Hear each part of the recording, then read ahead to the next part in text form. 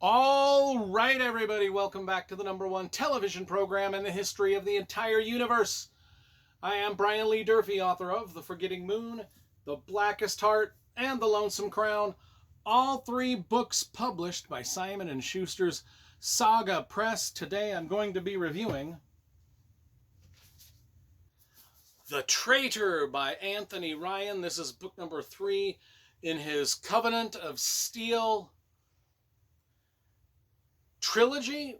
The cover by Jamie Jones. You know I love cover illustrations and graphic design, and Jamie Jones has done the cover for all the books in the trilogy. The Martyr, The Pariah, which these two books, by the way, I have read and reviewed previously in the last month or two on the channel, so if you'd like to watch these reviews before you watch the review of book number 3, that is cool. All you need to do is type in my last name, Durfee, and Anthony Ryan's name. Those video reviews will magically appear upon your screen. So as a whole, the trilogy looks really good. Let's see, let's put them in order. So if you have this trilogy in America, it's going to look like this on your shelf with the spines. I like that they number the books 1, 2, 3.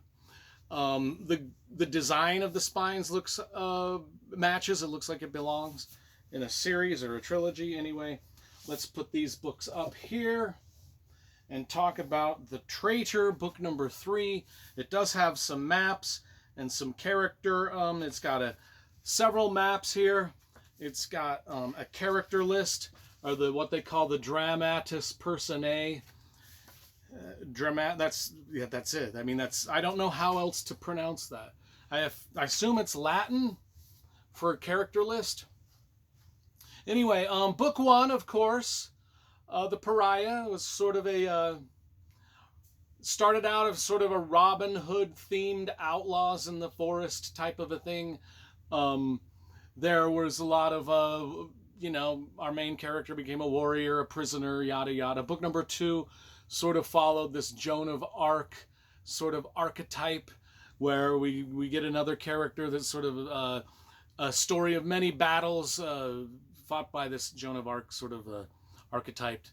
And now in book 3, it all comes to a head.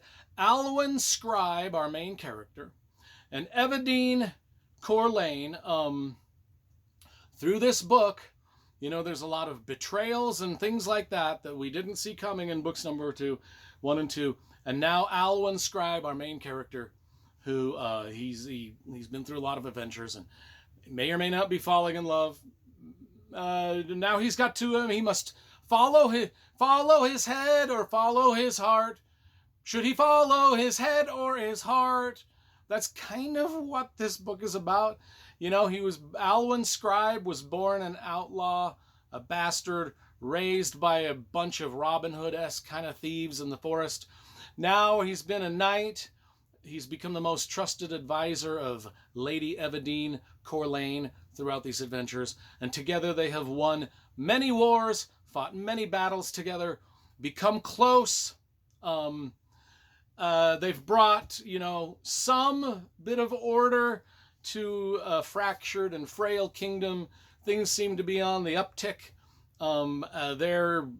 There's Evadine and Alwyn, their union is kind of a bloody, grim romance now turning into. There's both of these characters. They're not the most healthy of people emotionally. I mean,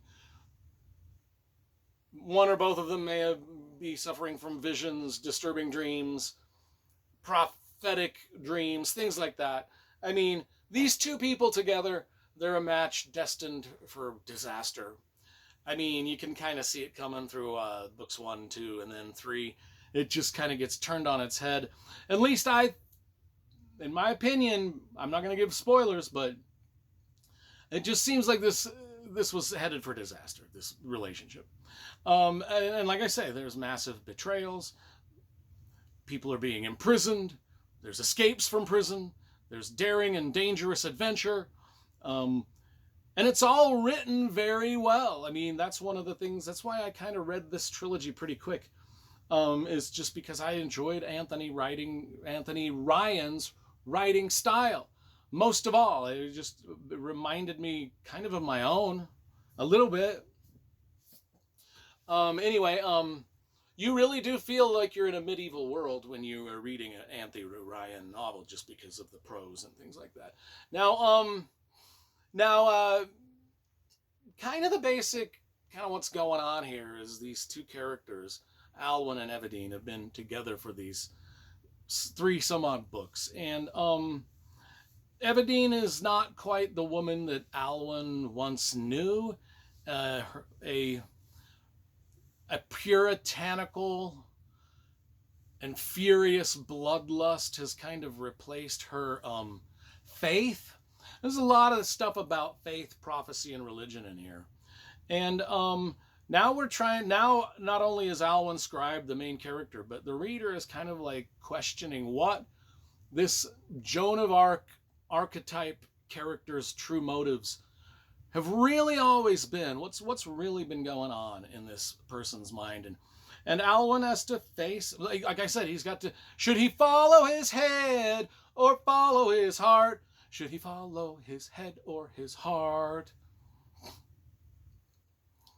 And then there's a big final battle, as most fantasy books. It's just good. It's a great trilogy. I think each book is at least a 9.5 to a 10, including the final one.